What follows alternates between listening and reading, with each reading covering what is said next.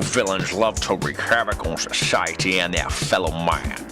But many of them have gone too far and don't know when enough is enough. You're about to witness the battles of a group of megalomaniac supervillains as they check into court-appointed treatment and try to shake their villainous ways in an effort to become law-abiding citizens. I'm Dr. Cannibal, and this is Supervillain Rehab.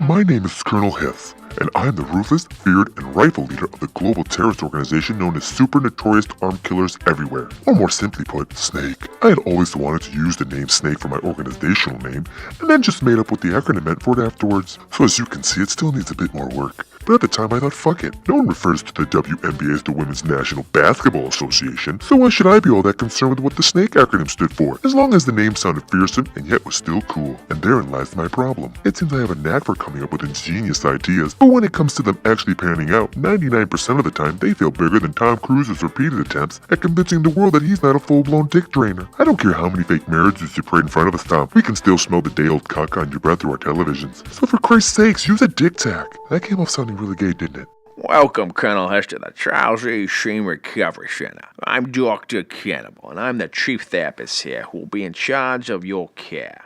Cannibal, eh? You decided to stick to that, have you? Here, I thought I was the one with poor judgment. Well, I see there'll be no shortage of bloody wankers on the show this season. Kudos to the casting department on a job well done. Bunch of fucking limp dick twats. But I digress. Where was I? Yes. So, from besides you being a righteous, arrogant Nancy prick, and shows an ability to cast anything but cheeky, intolerable bastards, to what do I owe the privilege of your presence here today?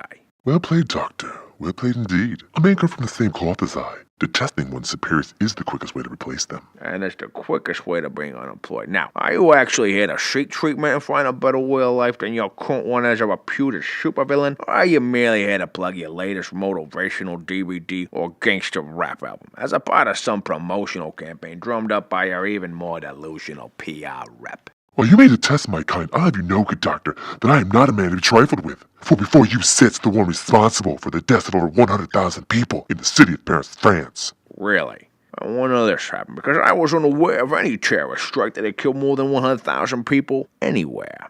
Well, I would have been if the Zeppelin carrying the 3 tons of cyanide gas had burst into flames upon takeoff, killing over half of my men and obliterating an entire fishing village in the Falkland Islands. Not to mention the $2 billion that this disaster set us back in operational funds alone. But that aside, it would have been the most notorious terrorist attack in the history of the world had it been successful, and Bin Laden himself would have sucked my well-manicured balls for just a taste of my evil genius. That sounded gay, didn't it?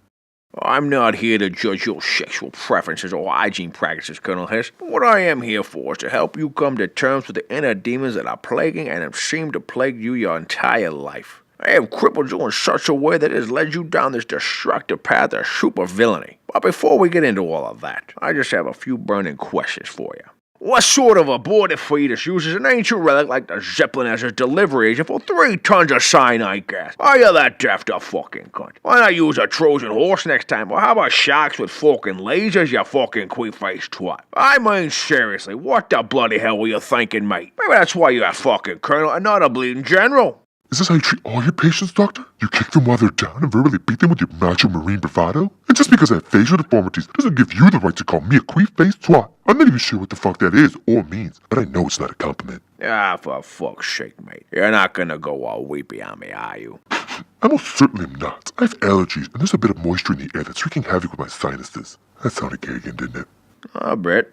First off, I would like to apologize for my outburst. It was very unprofessional of me, and I did not mean to hurt or offend you. Secondly, dealing with supervillains is a new area of therapy for me, and I did not realize the complex nature of your type's afflictions. Now, you combine that with being forced to work with this crew of droopy dick wankers, and you have a recipe for epic disaster. Apology accepted. Good. Now that we got that out of the way, why don't we start from the top with you telling me what it is that seems to be ailing you? Well, Doctor, I'm what's known in the supervillain world as a master conceptualist. But unfortunately, when it comes to turning my ideas into successful plans of attack, I'm as impotent as Tom Cruise trying to pollinate a field full of fertile vaginas with his man stinger. It's like having a giant cock but no semen. Sure, this weapon of mass destruction looks deadly, but without a massive payload of fruitful jizz, in the end, it's just a useless, cumbersome tube of meat that sticks to your leg on humid summer days. Yeah, I must say, you have a flair for colorful analogies, Colonel. There's no doubt about that. I'm always afraid that the things I say come off as well, sounding rather gay. Yes, I've noticed that too. I wonder why that is. In my humble opinion, I believe you have some severe self-doubt issues combined with a major lack of confidence and conviction in the things you say and do, Colonel. These are most likely the root causes of the evil that is consuming you today. So, what do you suggest is the solution to my egregious plight? There's nothing I can do for you as far as you saying things that come off sounding overtly homosexual. My advice is you either embrace your inner uphill guy, or you try to pray the gay away. You're gonna have to work those demons out on your own, I'm afraid. I meant the self-doubt. Bloody hell, where's my head today? Well, that's why you're here, isn't it? So that together we can dig deeply into your past and help you come to terms with the monsters you kept buried deep down within you for so long. And hopefully at the end of your stay here, you'll have slain those beasts and emerge a better man than once you came. Did you just say whence? Yes, I did. You're here, good. Colonel Hiss, I'd like to introduce you to the Center's head of security, Miss White. Svetlana White needs no introduction, Dr. Cannibal. Her reputation precedes her. So you heard about the minor incident with Lord Menace? No, but if Miss White was involved, I'm sure it was a warranted response. So how did the two of you know each other? We met briefly once many years ago in Prague shortly after the Iron Curtain fell. I was a fledgling terrorist leader looking for experienced operatives in the wetworks field, and Miss White here came highly recommended. Unfortunately, she was looking for freelance work and I was looking for a more permanent hire. Wetworks. I'm not familiar with that term. It means assassinations, Doctor. Your head of security is a highly trained assassin and a former KGB black operative. I must apologize to you, Doctor. I thought you were a smug little English prick using your sarcastic wit to mask the painful insecurities you have about being crippled. But the foresight you have shown me today with your impeccable judgment to hire on such qualified staff members as Miss White here supremely trumps your character flaws and gives me great hope that you might actually be able to help me with my condition. That's very honest of you, Colonel. Well, look at the chime. It was a pleasure to make your acquaintance, Colonel Hiss. Miss White will now show you to your room. I consider it an honor and privilege to be escorted to my quarters by the legendary Miss White. Lead the way, darling. How do I think my first session went? Well, that doctor of yours is one prissy asshole. But to be fair, he did have the wherewithal to hire Miss White on, so he can't be all that bad. So, how well do you know Miss White? Look, a gentleman doesn't kiss and tell. All I'll say about her is, she knows a thing or two about wetworks. You take that however you want. He said that. That was awful kind of the colonel to say, and I truly hope he finds what he's looking for here. Now, do the two of you have sexual relations, Miss White? It was brief and very awkward. He only wanted to have anal sex with me, which I'm always down for playing Buck 9, but he made me wear a false beard and shove champagne bottle up his rectum. In order to make his trouser snakes fall, he had to watch the gay porn. I'm not convinced he's into women. It's a shame too, cause he had a nice big head on the cock and a thick shaft.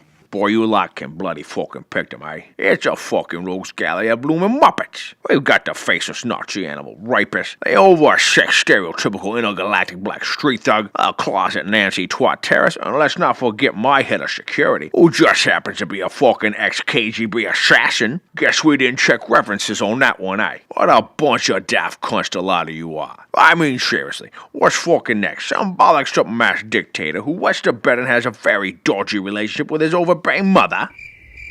Oh, fuck off. You're just trying to take the fucking piss out of me, aren't you? Come on, how many fucking droopy-faced, limp-armed cunts are there in this godforsaken world?